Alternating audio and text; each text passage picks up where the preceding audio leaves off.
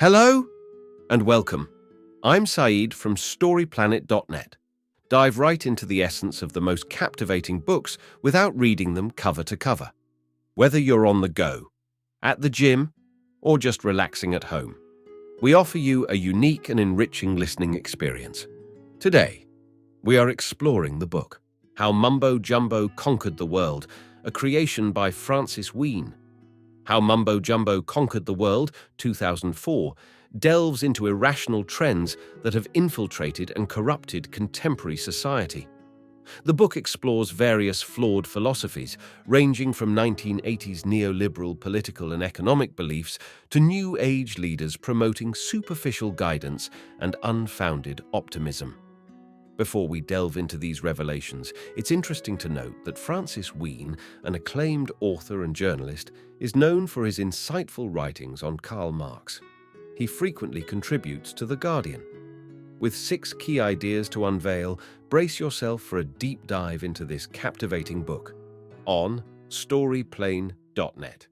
To start, highlighting the negative impact of irrational philosophy and superstitious ideology on our world, the text discusses how many aspects of Western societies are influenced by superstition and irrationality.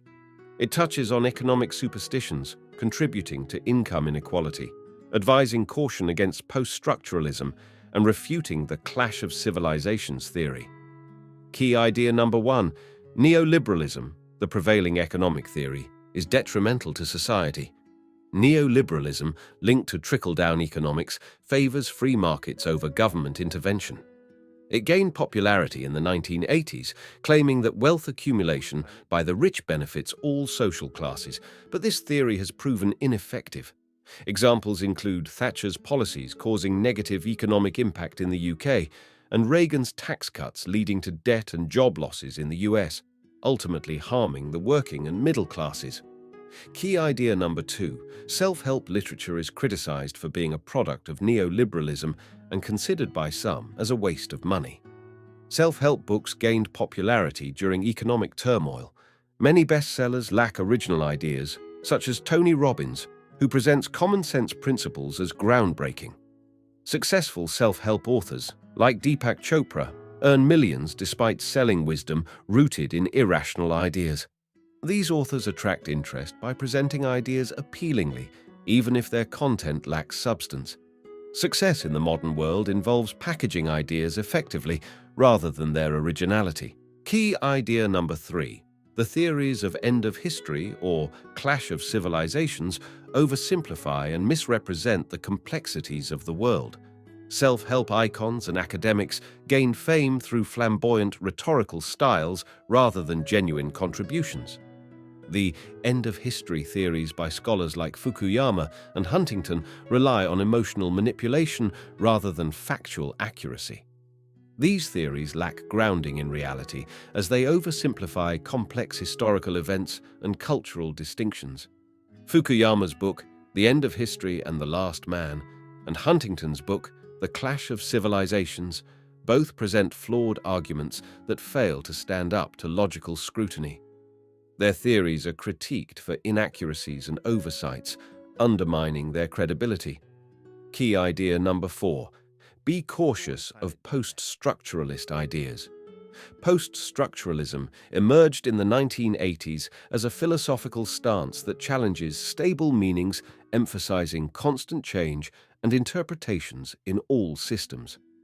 Post-structuralists view everything as a text, subject to diverse interpretations. The use of complex language and ambiguous terms is common in post-structuralist discourse to assert authority. However, the infinite interpretative nature of post-structuralism can be problematic, as seen in instances like the defense of anti-Semitic works based on the belief in multiple interpretations. This philosophy has led to historical events, such as the Holocaust, being subject to dangerous reinterpretation, highlighting the risks of overinterpretation in society. Key idea number 5, be cautious of politicians who label their conservative beliefs as socially progressive. In the late 1980s, Tony Blair campaigned for nuclear disarmament and against Thatcher's economic policies. But after leading Labour Party to victory in 1997, he embraced similar economic strategies. Blair shifted Labour's focus to New Labour, taking on contradictory positions and promoting a third way that combined right and left-leaning rhetoric. This strategic shift emphasized abstract values over concrete policies, appealing to a broader audience. Blair's adoption of progressive language masked neoliberal economic beliefs, with claims that entrepreneurialism would lead to social justice. Key idea number 6. Seek examples from history to counter false logic. The text highlights the importance of combating irrationality by working together and learning from each other to create rational solutions for the benefit of humanity. It emphasizes the historical examples of cultural exchange leading to progress and enlightenment, such as the evolution of cuisine and the sharing of knowledge between civilizations. It also mentions the significance of fighting restrictive and irrational ideas, as seen in the Enlightenment philosophy, embraced by the founding fathers of the United States. Overall, the message urges challenging irrationality in all its forms to prevent unnecessary suffering. In conclusion, the book highlights that the modern world is dominated by fear, fundamentalism, and irrational philosophy.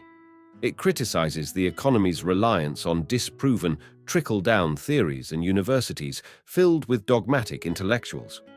To combat this, the book suggests learning from each other. It warns against the pitfalls of free trade, advocating for caution due to its potential negative impacts on labor markets and income inequality. The readers are encouraged to share feedback via email and are recommended further reading in Bad Science by Ben Goldacre, which enlightens on the dangers of pseudoscience in society. Thank you for listening to this summary. If you enjoyed this exploration, we invite you to discover other fascinating books on storyplanet.net. Don't wait any longer. A multitude of books, stories, and knowledge await you there. See you soon on storyplanet.net.